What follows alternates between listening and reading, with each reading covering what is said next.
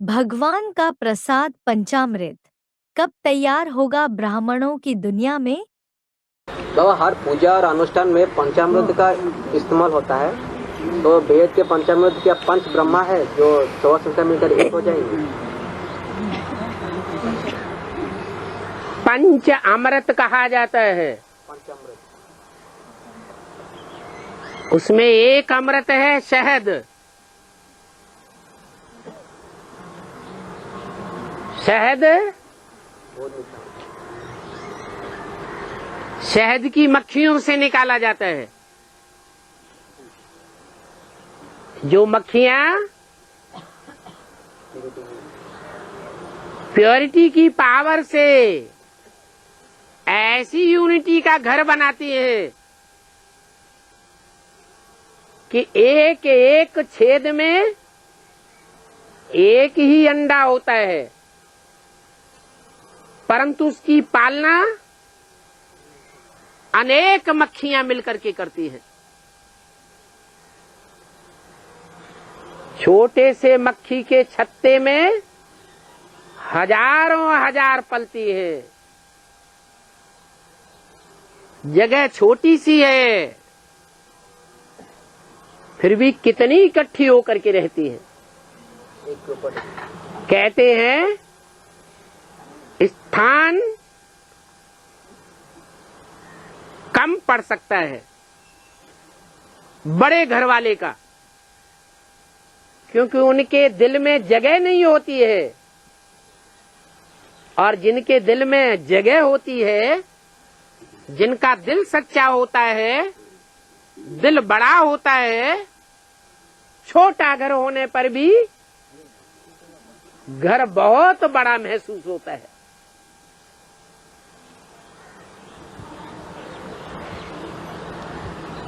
तो ये शहद की मक्खियों का मिसाल है। वो शहद की मक्खियों की मूल है उनकी रानी, जो मुरली में बोला है। एक मक्खी जाती है तो उसके पीछे पीछे सारा झाड़ जाता है।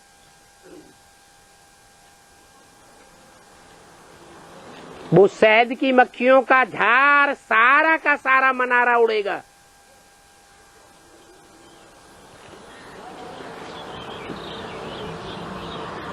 तो गीता ज्ञान का माहौल नहीं रहेगा। गीता ज्ञान सुनने के लिए एक्का दुक्का लोग जाते हैं।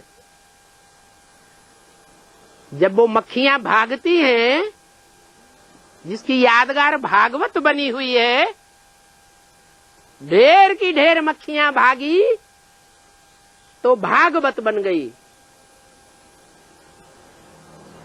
जहां भागवत की कथा होती है, वहां एक दो होते हैं कि लाखों इकट्ठे हो जाते हैं।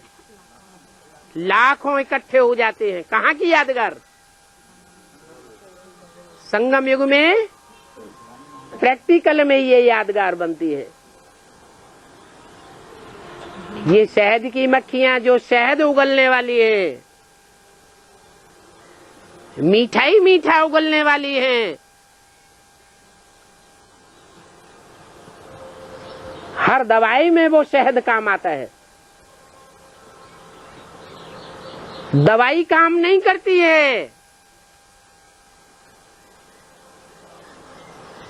दवाई देने वाले का प्यार काम कर जाता है,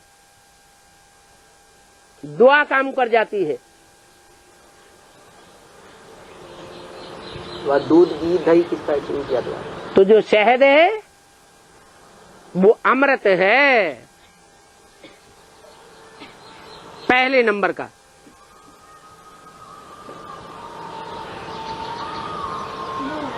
रुद्रमाला का ज्ञान सफल नहीं होता है,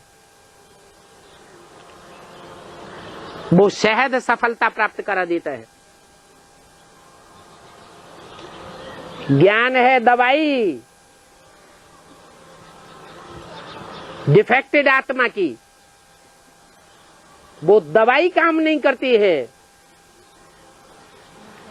रुद्रमाला के मण के इस बात के अनुभवी है। कितनी ज्ञान की टैबलेट्स मिल रही हैं, कितने ज्ञान के इंजेक्शन लगाए जा रहे हैं।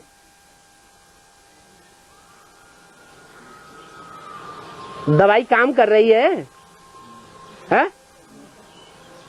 मर्ज बढ़ता गया ज्यों ज्यों दवा की। आज की दुनिया में भी क्या हो रहा है? दवाइयां बढ़ती जा रही हैं, हॉस्पिटल बढ़ते जा रहे हैं, डॉक्टर बढ़ते जा रहे हैं, और मर्ज भी बढ़ते जा रहे हैं। नई नई बीमारियां पैदा होती हैं जिनकी दवाइयां ही नहीं मिलती हैं। यहां भी ऐसे है। पहले प्रश्न नहीं पैदा होते थे ब्राह्मणों की सभा में, बड़े प्यार से बैठ करके सुनते थे। अभी ढेर के ढेर रावण के सिर उगलते चले जा रहे हैं। एक सर काटो, दसियों सर पैदा हो जाते हैं। रक्त बीज का मिसाल दिया जाता है शास्त्रों में।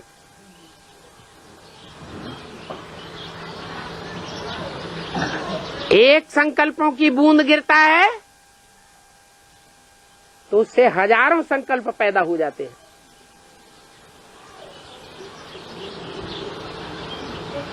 बीमारी खत्म ही नहीं हो रही है तो पहला पहला वो अमृत निकलता है, शहद, फिर दूसरा दूध। गाय होती है, भैंस और बकरी का दूध नहीं काम में आता है क्या? गाय का दूध काम में आता है। भैंस का दूध भैंस बुद्धि बनाएगा। बेसिक नॉलेज में ढेर के ढेर भैंस बुद्धि बने पड़े हैं। बुद्धि चलती ही नहीं। बकरी का दूध भी काम में नहीं आता। महात्मा गांधी को काम में आता होगा। हद का गांधी का हो और चाहे ब्राह्मणों की दुनिया का बेहद का गांधी का हो, वो बकरी का दूध बहुत पीते थे,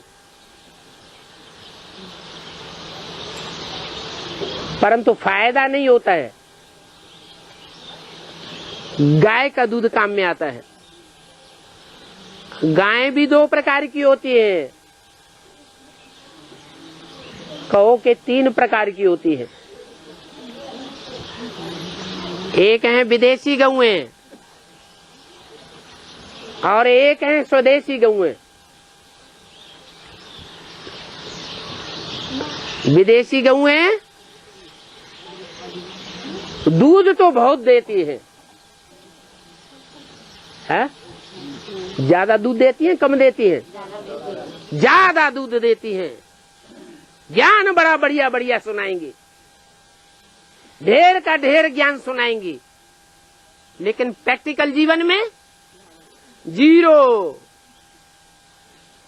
उनको भारत में बहेल गैया कहा जाता है। विदेशी कन्याएं माताएं होती हैं ना, उनमें अब व्यभिचार पनपता है या बेविचार? व्यभिचार पनपता है। और स्वदेशी गैयों में अब व्यभिचारी, माँ बाप के कंट्रोल में रहने वाली होती है। माँ बाप के साय से भी जब अलग होती है तो एक खूंटे से बंद करके रहती है सारा जीवन। उनको गैया कहा जाता है। ये भारत की गौएं बहुत विख्यात हैं क्योंकि उनके दूध से वो भगवान का प्रसाद बनता है।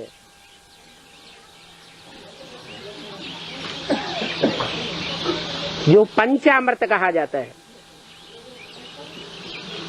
दूध और उसी दूध से बनाया हुआ दही। दूध और दही में क्या अंतर है? हैं? दूध होता है लिक्विड और दही जमा दिया जाता है, दही जमाया जाता है। तो जो गौओं का दूध है, ज्ञान दूध है, उसमें इतनी ठंडास पैदा की जाए कि वो जाम हो जाए, बिलौने मात्र से मक्खन निकले। वो मक्खन भी काम आता है, वो दही भी काम आता है। दूध, दही और घृत, ये तीनों चीजें काम में आती हैं। है? हाँ, गुड़ नहीं, मिश्री कहो, मिश्री शुद्ध है। और चीनी में तो आजकल पता नहीं क्या क्या मिलाया जाता है।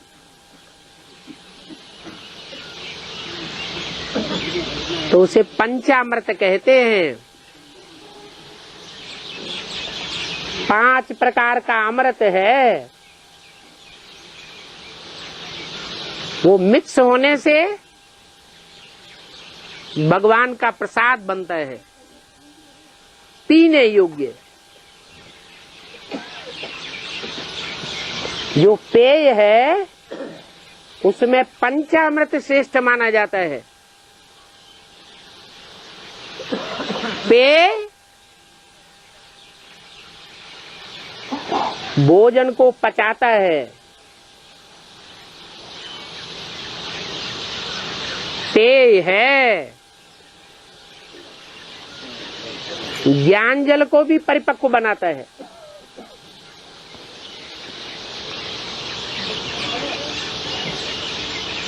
अभी तो रुद्रमाला में परसेंटेज विदेशी गौओं की ज्यादा है या स्वदेशी गौओं की ज्यादा परसेंटेज है?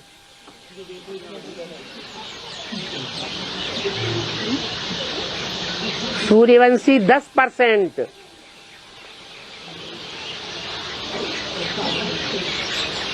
और विदेशी 80% विधर्मी। चंद्रवंशी भी 10%, लेकिन वो विदेशियों से पूरे प्रभावित। जैसे ब्रह्मा की गोद में सभी विदेशियों ने पालना ली, वैसे उन ब्रह्मा कुमार कुमारियों की गोद में भी सारे विदेशी दुनिया के पलने वाले हैं।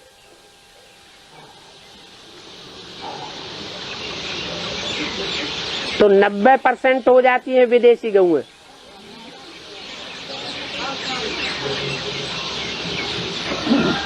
जो चंद्रवंशी हैं वो भी विदेश में,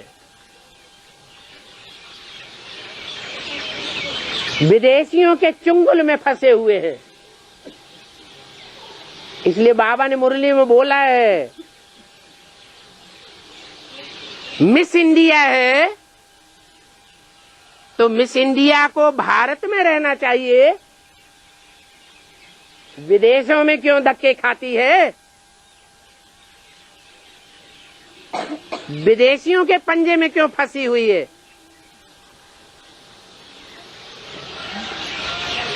भारत माता को भारत की सेवा करनी चाहिए, भारतवासियों की सेवा करनी चाहिए या विदेशियों की सेवा करनी चाहिए?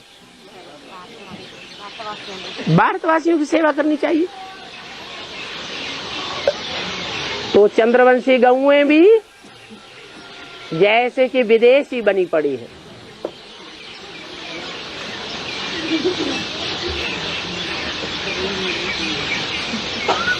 तो पंचामृत कैसे तैयार होगा? क्या करेंगे? हैं? बाबा ने तो तरीका बता दिया, व्यक्त बाप दादा ने। विजय माला का आवाहन करो, आवाहन करो, माना ही स्वदेश में नहीं है, कहाँ है? विदेश में रहे पड़े हैं। वैसे भी देखा जाए कि भारत के जो अच्छे अच्छे सेवादारी हैं वो विदेशों में जा रहे हैं नौकरी करने के लिए।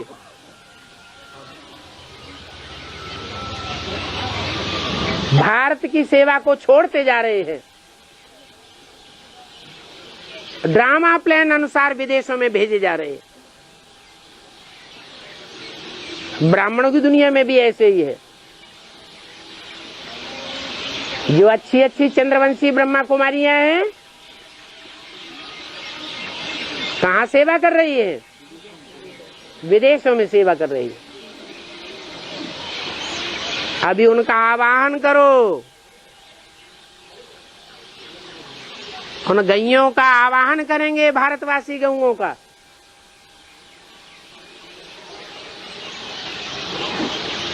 तो भारत की सेवा करेंगे।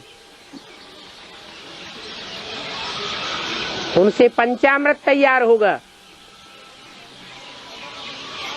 वो अमृत पी करके अमर देवताएं बनेंगे।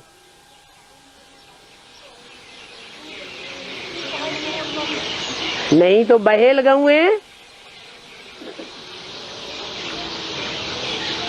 भारत में बहुत घुसी पड़ी है। देखा होगा,